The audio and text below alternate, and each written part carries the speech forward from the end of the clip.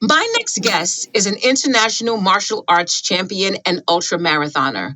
Joe Templin is a human Kaizen expert, and he's here to share his pearls of excellence. Joe, welcome to the Living the Dream Summit. I am so excited to have Sherelle, you here. thank you for bringing me on. I think we're going to have some fun Yes, here. I think so too. We have been talking about following your nagging and how it's gotten to you, or well, how it can help people get to where they really want to go.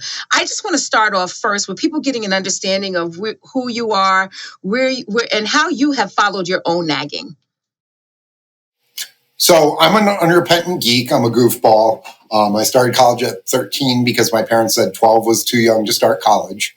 I'm a former international Taekwondo champion. I'm an ultra marathoner, an author, Amazon Kindle #1. Love it. Everyday excellence. I also died when I was 10 years old, by the way. Wow. I was severely asthmatic. So everybody looks at me like this incredible athlete. By the way, I got better. Okay. Obviously. So, but I'm not. I'm just too stupid to give on up. Or if there's something that is just so cool, like martial arts or, completing an ultra marathon, that you just keep going and you find a way to get through it and overcome it. So you develop a lot of resilience, whether it's pursuing your education, writing a book, doing martial arts, doing these crazy races. And so those then become deposits in your emotional account that you can draw from at other times to be able to get through the rough patches. Absolutely. Because there's always going to be rough patches pursuing anything important to you. Yeah, I love to start there because I think people have in their mind that life has perfect circumstances, perfect scenarios, perfect, like everything, and even the expectation that everything has to go in your exactly the way it is in your head is actually a sense of this. It needs to be perfect, versus taking the approach that we don't. It's an experiment. And it's going to happen the way it's going to happen. And we have to be flexible and ready for those. I think people get caught up with the expectation that it's going to happen the way they have it in their head. I have had almost nothing in my life go the way that I expected. Me either. One or two things. One martial arts tournament, I pre-played how I was going to try and win that for 6 months in my head, every morning and every night, in addition to doing my physical training and all that. And that's that trophy right there, which reminds me of the value of visualization more than anything else. But literally, that is the only thing in my 20 years of life that has gone to plan. I totally agree with you. And we actually have a great guest, Elliot Lyons, who was recently on our Envisioner's Journey podcast, who spoke to visualization and the power of visualization. In fact, he actually just created an Envision app to speak to exactly that experience that you just described for winning your martial arts championship. And congratulations with that, by the way. I think it's a great reminder in the background that we can do anything we actually put our mind to if we're willing to be flexible as to how the outcome will look. So you're living your dreams right now. You followed your nagging to get you to where you are today. Can you share a little bit about your journey to how you got to where you are today? Sure. I started college at 13. My goal was to eventually be a mad scientist. I wanted to be a physicist. I wanted to be a consultant and author. I wanted to be a professor. I never wanted to build a doomsday device, but I did design and build a nuclear weapon when I was a kid, which is beside the point. And then I went and worked for the Department of Defense for years. But when you got into grad school and you realize every single other person taking physics is using this exact same book, is doing this exact same problem, and all the physics is in the first couple of lines, and then it's just mathematical crunching. And to be somebody who makes significant contribution in physics, to be really successful by the definition of that field, you've got to be in the top 1% of 1%.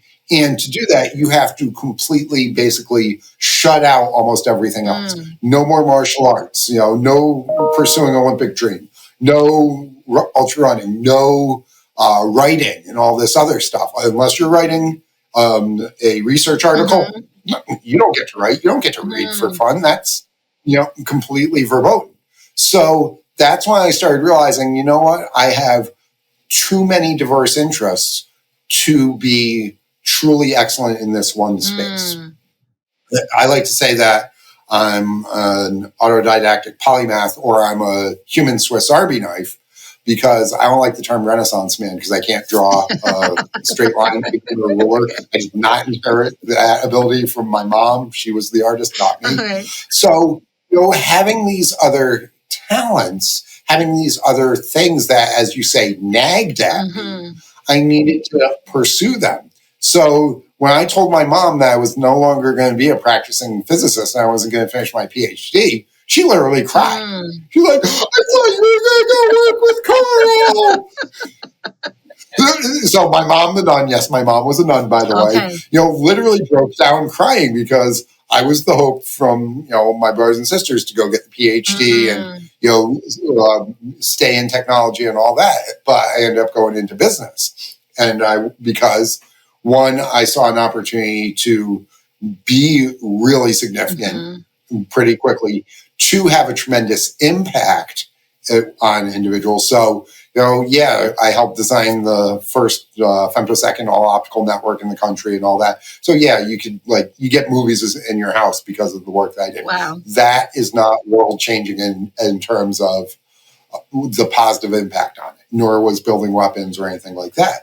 But I had the opportunity to send kids to college as a financial advisor. I had, I buried my best friend 8 years ago, and his widow said that they were able to stay in the house and the kids were going to college and everything was, going to be okay financially because of the work that I did. I just found out yesterday that one of my close friends, who's a former client of mine, has cancer too. Wow. This is what happened. So I was able to have impact there. And my work was much more than just financial planning. I was helping them in lots of these other areas, career counseling, helping them physically. I've got lots of clients who I've helped in terms of break their addiction. And so it evolved beyond that. Yes. And so that's one of the things about Everyday Excellence, my book, is my start in psychology was really performance psychology around being a martial artist. How do I get better? Then it was, how do I make other people better as an instructor, as a coach, as a teacher? Yes. And then it translated into sales psychology. And I had some friends who, as I said, were struggling with addiction. So the psychology around addiction and trauma and everything there. Then I have my special needs kids. And it's like, okay, now I need to learn how their brain works and processes and how we can help them. And so your focus continues to expand in a lot of ways, but also narrow in that you're learning all these different things and you're trying to put the pieces together. And that's one of the things that people in their teens and 20s need to be, I don't want to say experimenting because that's got a bad connotation, but they need to be experiencing so that they, take a juggling class, they take a martial arts class, they take a cooking class. You take a class in film because you'll think you'll never use that, but it gives you some influence and new ideas. And so you explore all these different things to start discovering what is resonating with you, what ultimately nags at you, to use your words. Absolutely. And by doing that, by exploring it, by doing these side quests, really, you learn more about yourself, you learn more about the world, you pick up new relationships, you pick up new skill sets, maybe you pick up some gold from doing some stuff, or you get a chance to rest, or you meet the weird old guy in the tavern on your side quest in the video game of life. Yes. That's me in some capacities. So that ultimately, once you determine what the main quest is, you determine what's nagging you and where you need to go in life to win that particular game and get, slay that dragon or save the princess or get the gold or whatever, your ultimate purpose is. Doing all these things on the side are opportunities to improve yourself so that you are better on your main component. Absolutely. I totally agree. And I wouldn't say that just teenagers need to do it. I would venture to say that everyone needs to do it, right? If you don't know where you're going to be next, the first thing you want to do is to explore and experience something new, and that's one of the reasons why I'm doing this, right? I want to show something new, something outside of what your norm is. And it made you a little uncomfortable the first time that you started doing this. And that being able to face your fears, to do this one thing that scares you, is going back to that, the easy choice or the hard choice, the Herculean choice. You're doing the thing that scares you. It forces you to be better. It gives you dopamine and norepinephrine because you got a little bit of risk in there, and it forces you to grow. And if you can maintain that growth mindset and keep experimenting with yourself, even if it's on a little basis, that's one of the ways that over time you're going to get better and better in lots of different capacities. And that's what Dr. Carol Dweck talks about in terms of her research of having an open mindset and growth-oriented mindset. And if you look at what the gerontologists have talked about in terms of aging properly, aging strongly, this is one of the key characteristics to maintaining a youthful mind, not just on the psychological level, but also the biological level. Wow. That's really interesting. Now, this is going to be similar to what we talked about a little bit earlier before we joined our actual conversation. And the question surrounds what has changed, if anything, in the last few years in terms of how people are actually approaching life, and how has that impacted their own goals and aspirations? So, do we have a couple of hours to talk about this? Because there are so many things. So one of the big things is that social media has allowed people to lie to others and themselves more. Okay? If you look at what the Scottish psychologist Lang talked about with true self, false self, it used to be you'd grow up in your little town and everybody knew you and they knew your parents, and like people said, I know your mom, I know your uncle. And so, it forced you to have better behavior. But then later on, people were able to move to new areas. And so you could literally move and create a new identity, which is what Dom Draper does in Mad Men. He adopts somebody else's identity. Spoiler alert.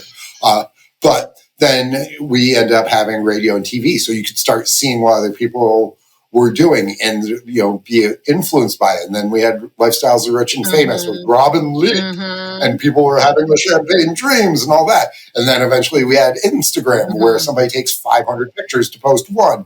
And everybody's now comparing their worst days to Kim Kardashian's best day or whatever. And you get these influencers. And now you have like 5,000 dating apps. So somebody can be married and create 50 different profiles, all fake, and be able to interact with other people who are fake.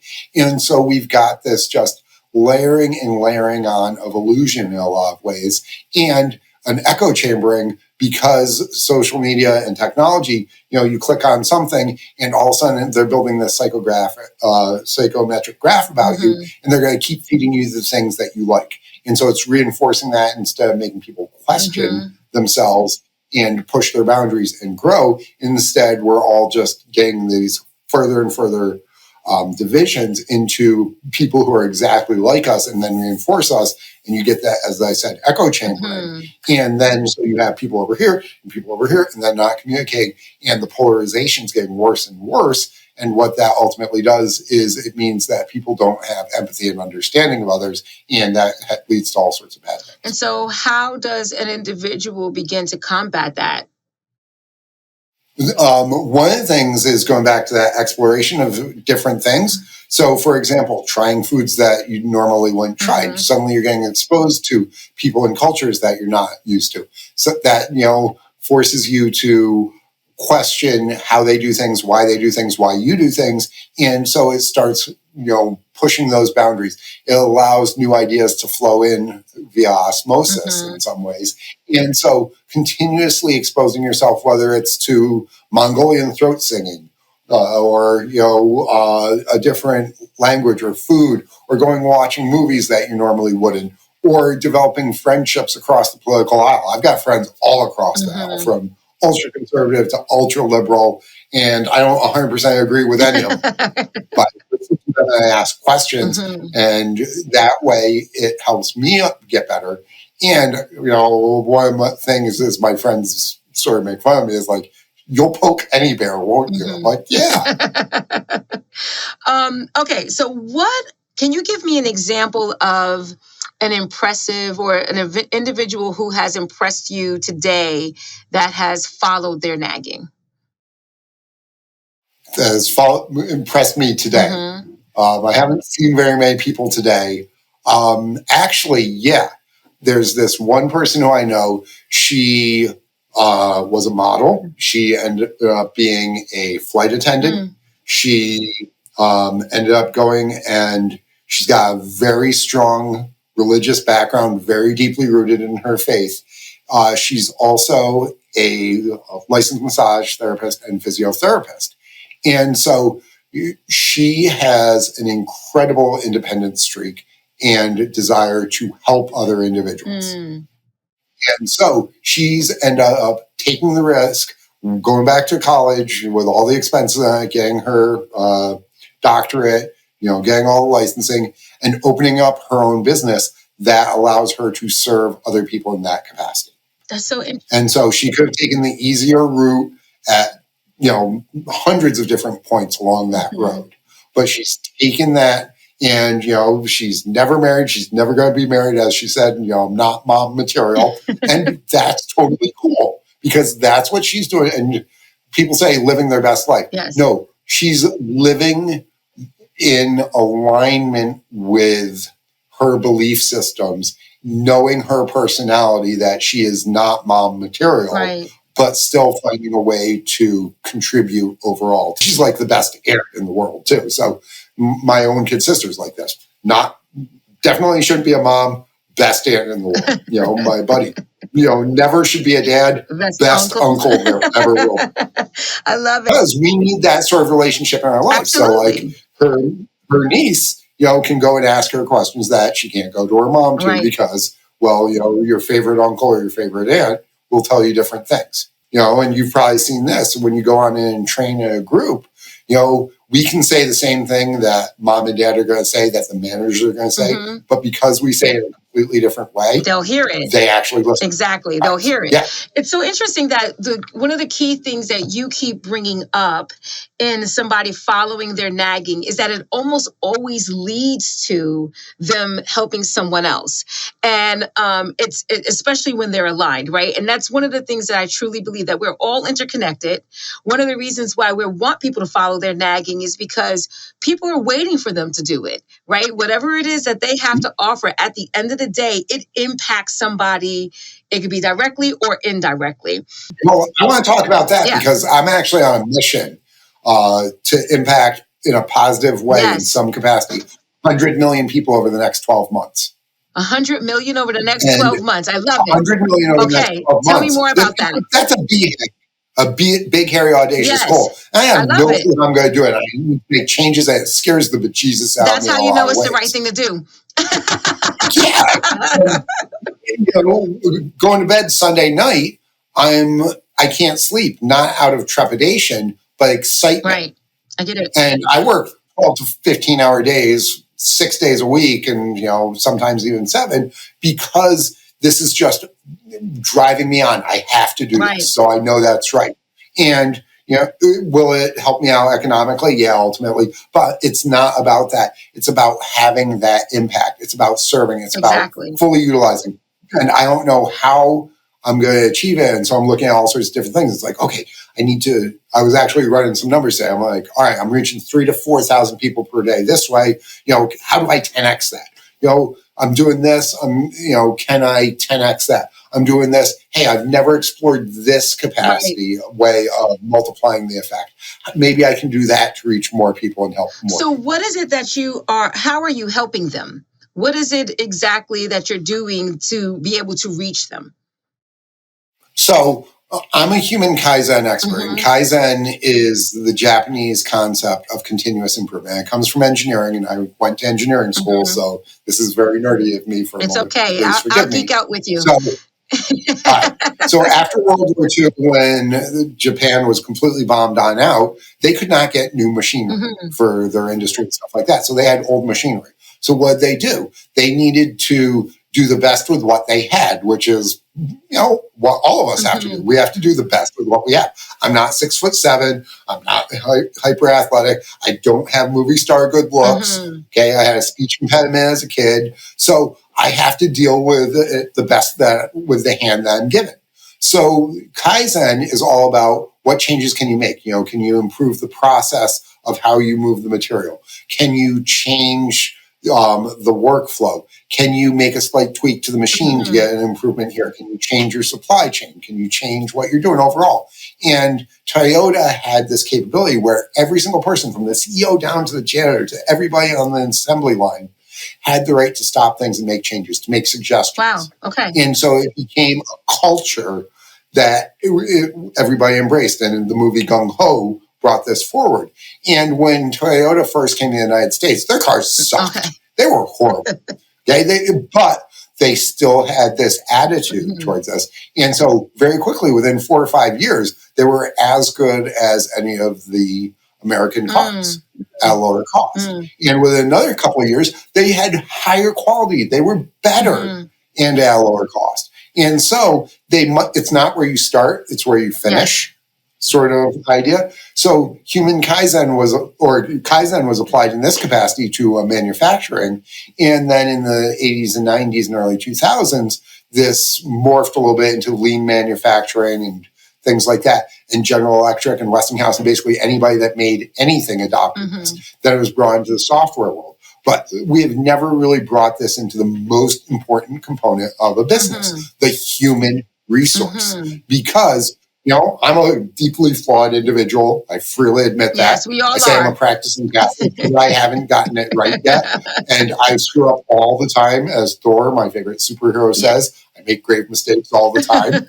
And I'm going to keep making mistakes because that's how you grow and get better. Yes. But if we can apply these concepts and look at ourselves and okay, how can I get better in terms of my education? How can I get a little bit better in my mental health? How can I be a little bit, better human being to communicate with, whether it's business partner or, significant other or father or friend? How can I improve my mental health? What tiny little tweaks can I make today that are going to pay big dividends, even if it's slightly more difficult or, a changing process? So in the manufacturing process, they would move the tools from over here to over here because it is a little easier to reach. Okay, in my own stuff, it's all right, I want to eliminate junk food. So there's no junk food in the house.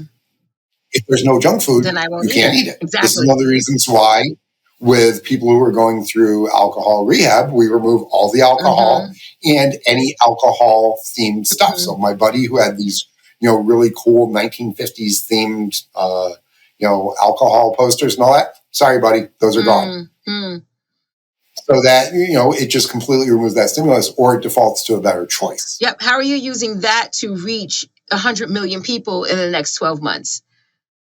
So, I wrote the book, I write articles, I do podcasts, I've been on TV and radio and all this. So hopefully people are getting out some of it that way. Got a YouTube channel where I do things. I go on other people's YouTube channels. So I'm trying to spread the message. And if I can have a really good conversation like we're having with you, Sherelle, where your people can get some value from it. And they're like, oh, that's cool. And it's good enough that they actually share it with 1 or 2 individuals, then that's a multiplicative effect. But also, hopefully they walk away with things that they do.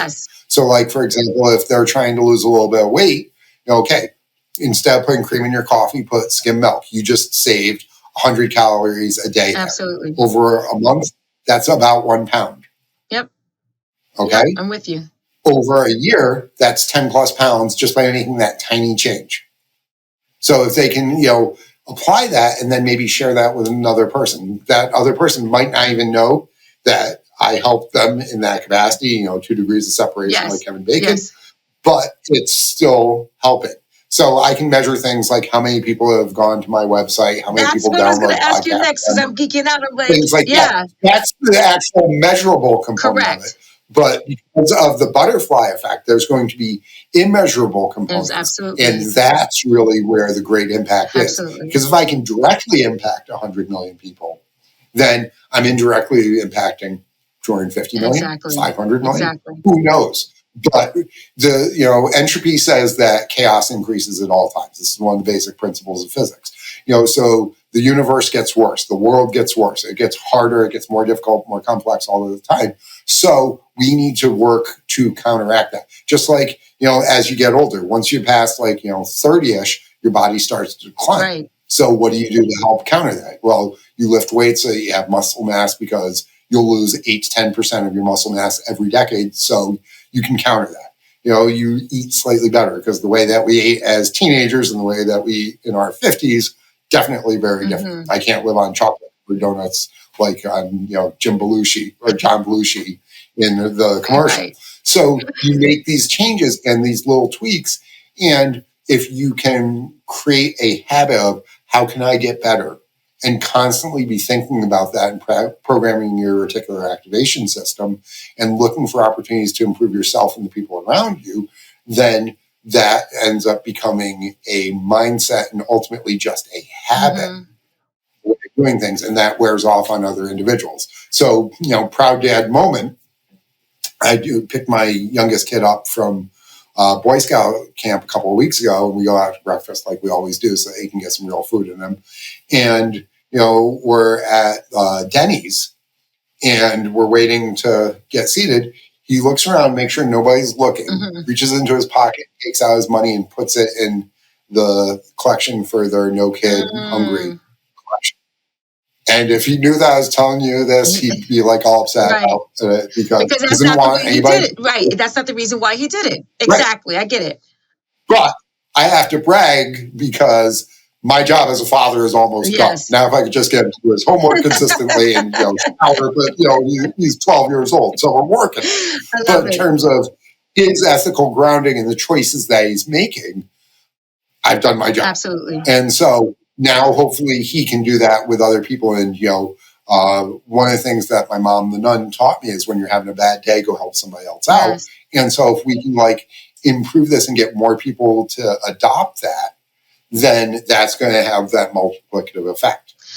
So I don't know if I actually answered your question. No. But hopefully I gave some insight. Well, you did. You did give me some insight, and I'm really curious about this audacious goal. I really want you to hit it. You answered my question around measurements, because that's the first thing I went to. Okay, so how are we measuring this? How do we know when we've reached it? I know we're getting close to the end, and so I just want to find out. Well, it's actually, I came to this goal. My birthday is July 1st. So that's the year that I'm using, is my birth year. Oh, okay. And so it's nice to that my birthday is exactly 6 months off the calendar. We're 6 months in then, essentially. Yep, 5.5. Yeah, 5.5 months. And I'm behind. I've only reached, by my calculation, at this point, about 5 million individuals. Wow. So I got a long way to go, but I've implemented a couple of new things in the past 24 hours. Okay, what are some of the new things that you've implemented?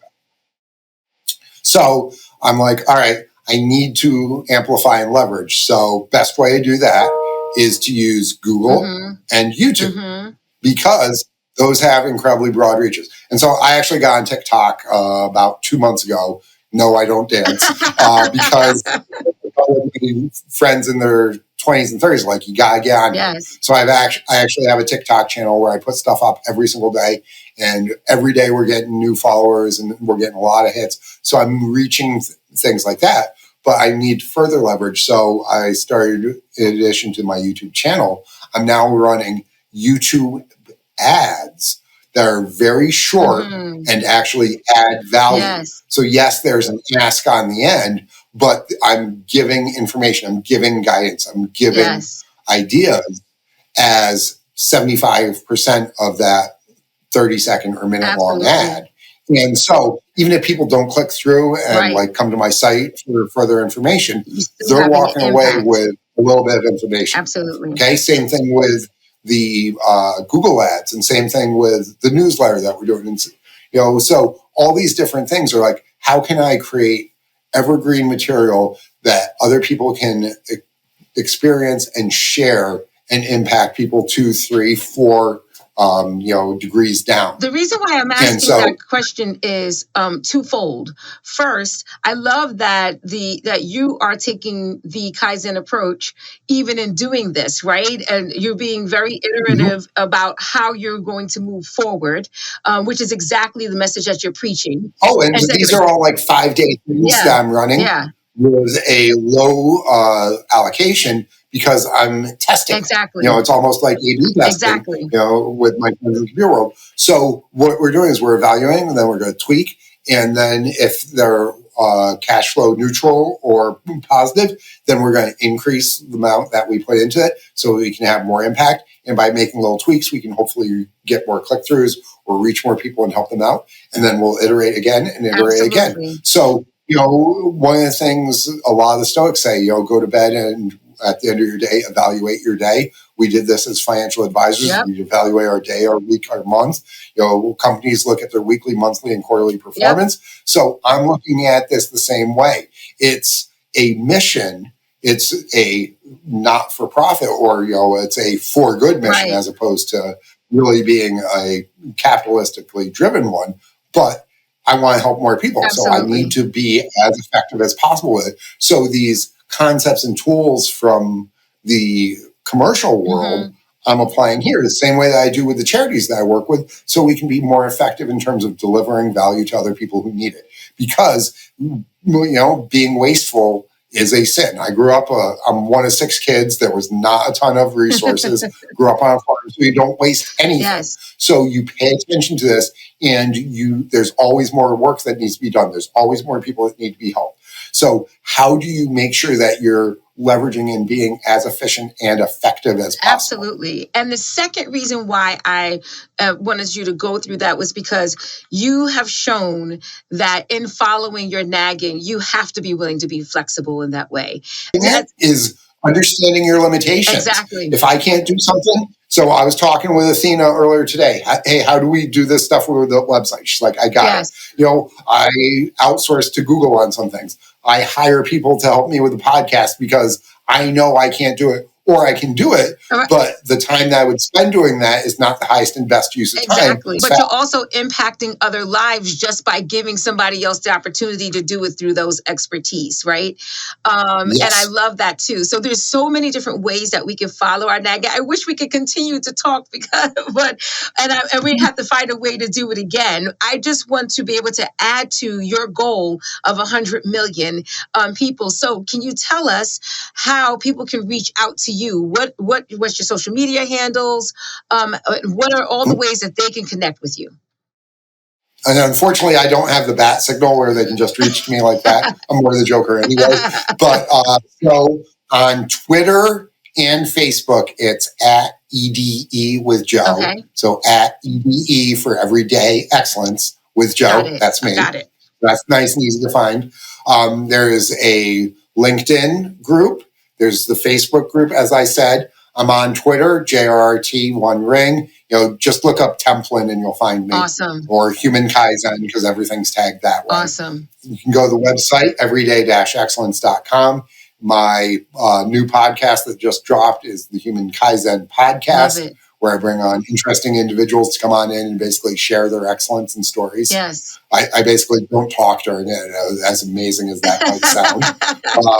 I just ask a couple questions and sit back and listen. Yes. So those are all ways that they find me. Just, GTS. Awesome. Google that stuff. And I'm easily up here. Where can they find your book? So my book's available on Amazon, barnesandnoble.com. You have to order it there. You can get it from my website or basically anywhere else that books are available. Awesome. So what I will also do is make sure that there are links attached to our page where you will be featured so that people can just click right through it too.